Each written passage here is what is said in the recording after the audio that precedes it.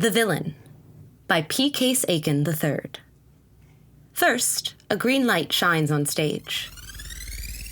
A man, dressed in a cape, in silhouette as he is illuminated solely by that light, staggers on stage and falls to his knees, then dies. Then another man, bald and clad in a business suit, walks on. He looks down at the body, takes a box, and covers the green light. Normal lights come up on stage.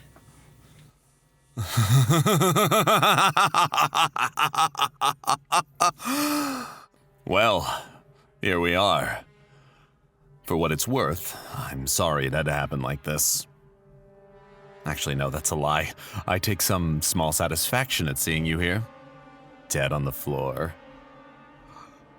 I know that's a rather dark thing to say. It certainly changes the mood of the evening. But it took long enough after all. Years! And now, here we are. You're down for the count, and I'm left standing. I'll bet you didn't see that coming. I did, though. I never doubted it for a moment. From the second I put my mind to it, you were doomed. After all, how could you compete with someone of my brilliance? Bullets bouncing off your chest would only be enough for so long. It was just a matter of time.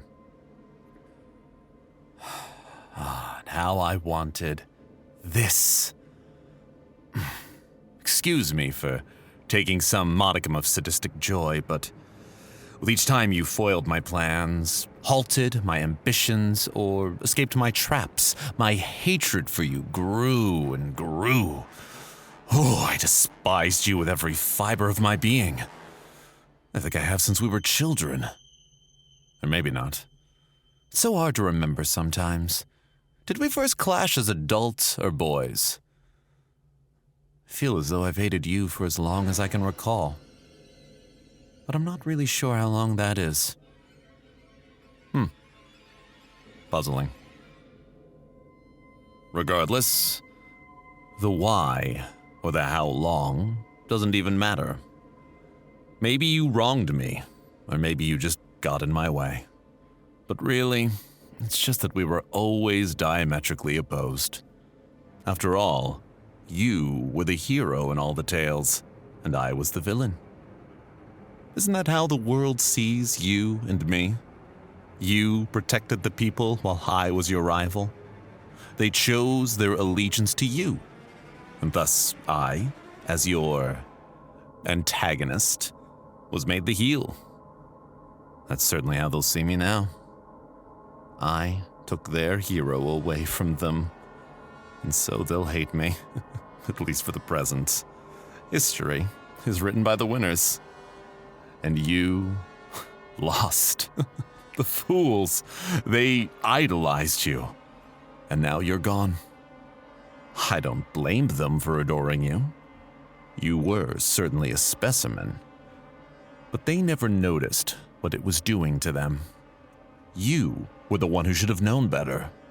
Didn't you ever notice that people wore their seatbelts less once you were around? How about all of those island villagers who felt safe living next to an active volcano?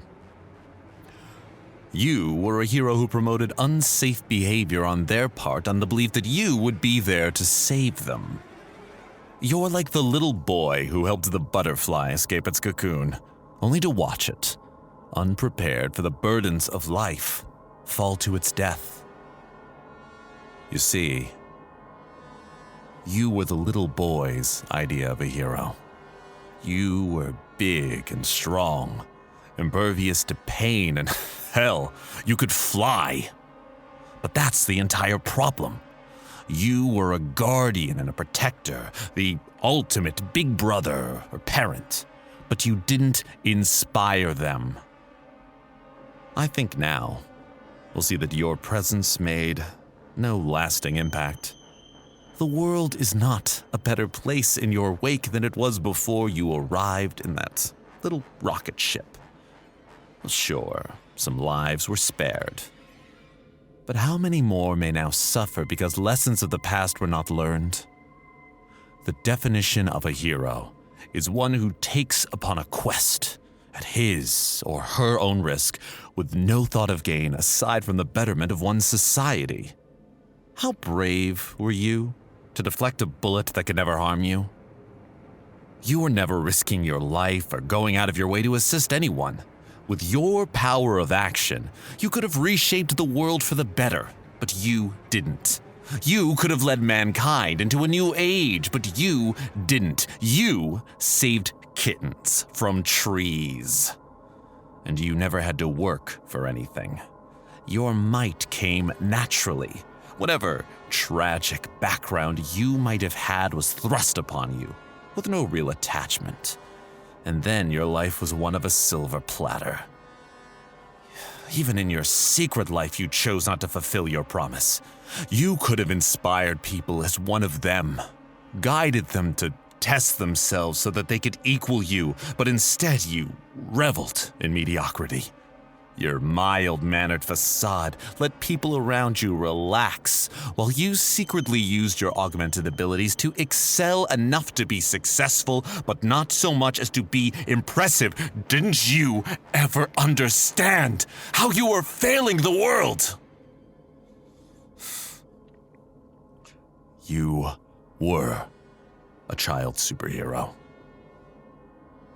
A child doesn't understand the world. It doesn't know about sacrifice and moral dilemmas. A child can't do the hard thing and hurt someone good in order to better the world. You were a good person.